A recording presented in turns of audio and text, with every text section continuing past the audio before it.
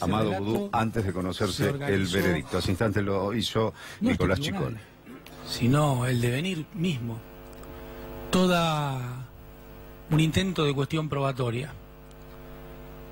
Y en este juicio oral muchas cosas quedaron aclaradas y desbaratadas. Parece que al principio yo le había dicho al señor Ciccone que hablara con Núñez Carmona y resulta que al final era un apretón de manos, que debía interpretarse como jamás negocié por mí ni a través de terceros el 70% del paquete de Ciccone. ¿Sabe una cosa, señora jueza, señores jueces? Si fuera cierto esto, la parte que se transfirió no era toda del señor Nicolás Ciccone. Quiere decir que si fuera cierto el supuesto del cohecho, también falta alguien que cohechó, que ni siquiera pasó por acá. Pero esto siempre fue así desde el comienzo. El señor Ciccone relató hace un rato parte del inicio de esta situación, ¿no? Lo llevan en una movida a declarar como testigo, a él y a parte de su familia. Primero es testigo, declara bajo juramento, el fiscal se opone. Mis abogados no pueden entrar. Esto valió un reproche del Colegio de Abogados. O sea que fue una situación ilegal o al menos no correcta. Después, con sus dichos, pasa a ser... Perdón, es testigo, lo ponen como querellante, lo admiten como querellante. Después deja de ser creyente, después deja de ser testigo, imputado, procesado, y acá estamos. El supuesto del cohecho no tiene ningún asidero ni ningún vínculo con la prueba porque no existió. El propio confeso, señor Van de Brolle, explicó que la empresa era de empresarios, que supuestamente él había escuchado que yo tenía un acuerdo con esos empresarios, que no dijo cuál era, ni cómo lo sabía, ni qué forma tenía. Pero el propio Van de Brolle dijo que cohecho no existió, que no hubo un traspaso ni una negociación entre el señor Ciccone y mi persona, ni por mí ni a través de terceros.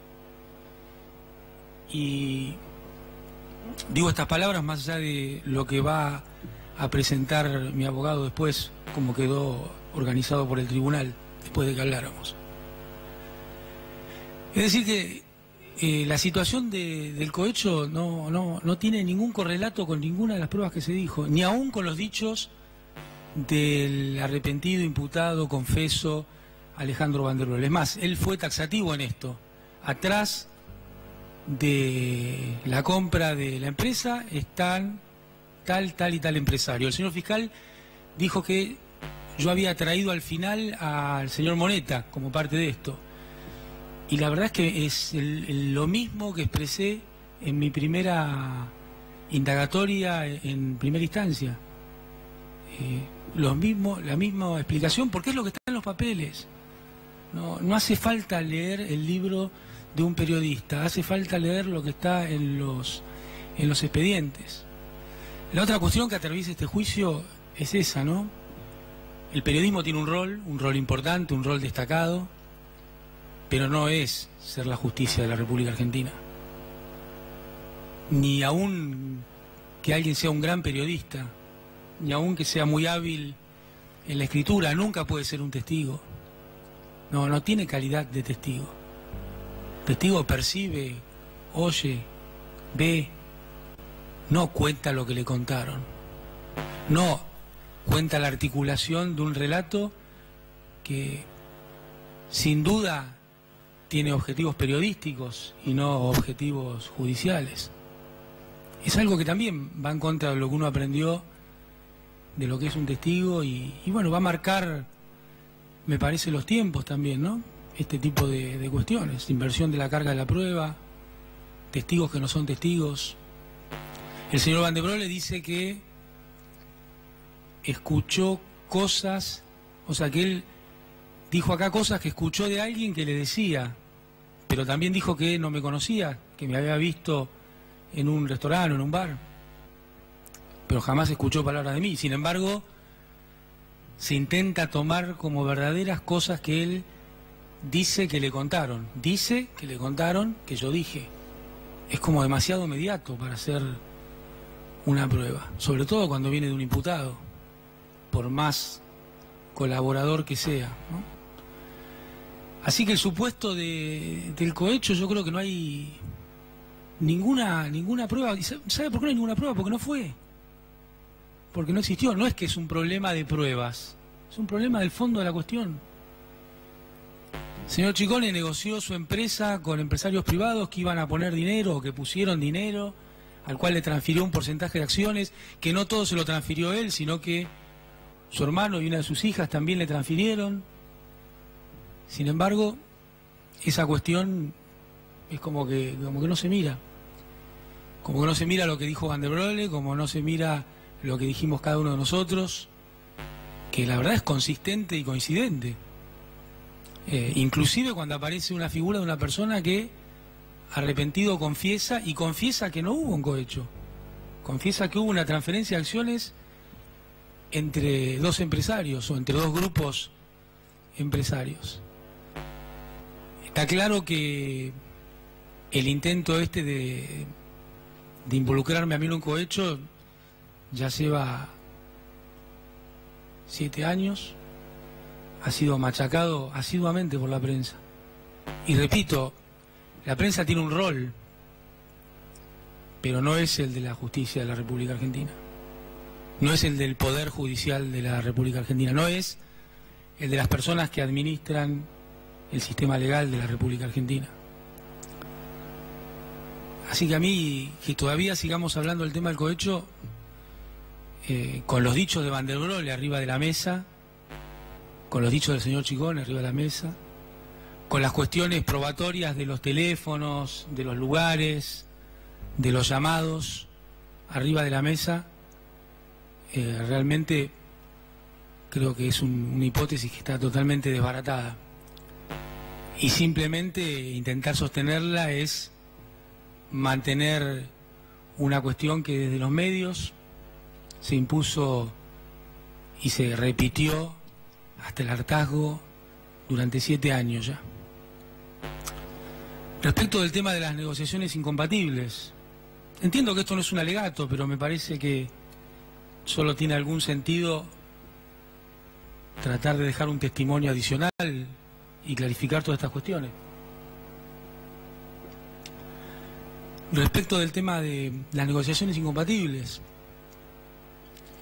el asesor jurídico del Ministerio de Economía, una persona que evidentemente de simpatía no nos guarda porque hizo un montón de declaraciones públicas y demás, dejó en claro no solo que él había hecho el dictamen y que la nota que yo firmé tenía todo ese dictamen imbuido dentro de la nota, sino que el párrafo que le causaba, que era llamativo para la Fiscalía, se lo adjudicó como propio, se lo adjudicó como de su propia autoría intelectual y material.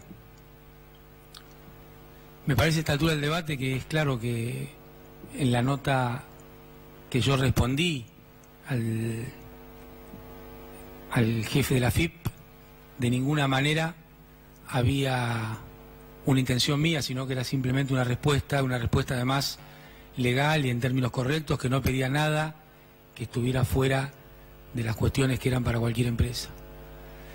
Respecto de la Casa de la Moneda, de la supuesto parar una licitación, ¿qué tendría que ver parar una licitación con esto? Pero bueno, fue un ingrediente adicional que se le metió, que también quedó desvirtuado, porque el testigo Revelo había dicho que yo le había indicado que no podía seguir la licitación, después acá dijo que no, que nunca le había hablado conmigo. La verdad es que es un hecho que no existió y quedó en claro cómo se detuvo esa licitación y por qué, y que además estuvo bien pararla porque después se compraron las cosas necesarias, más baratas y mediante un esquema financiero más conveniente. Así que, respecto a las negociaciones incompatibles, yo tampoco las encuentro, y me parece que acá ha habido sobrada evidencia que así no ha sido. Repito, otra vez, se presentó, Núñez Carmona representó una carpeta con los cruces telefónicos, con las personas, con los momentos, que desbarataron todas las supuestas movimientos que la primera instancia había intentado armar con los mismos elementos, entre comillas, probatorios, ¿no? Caprichosamente ordenados. Así que esa es la situación respecto de la causa a trazo grueso. Después algunas cuestiones adicionales, ¿no? A mí, hace 6 o 7 años que me vienen diciendo, y nunca te van a perdonar lo de la AFJP. Yo la verdad que no entendía mucho qué quería decir todo eso. Hoy tenemos un gobierno que está plagado de funcionarios que formaban parte de la CFJP. Y ahora lo entiendo que hay parte de esos funcionarios en la UIF, alguno fue ministro, alguno dirigió el fondo de la ANSES hasta hace algunos días. Hay una cuestión de revancha, hay una cuestión de revancha de clase, también hay una cuestión de aleccionar, ¿no? Por eso me parece tan importante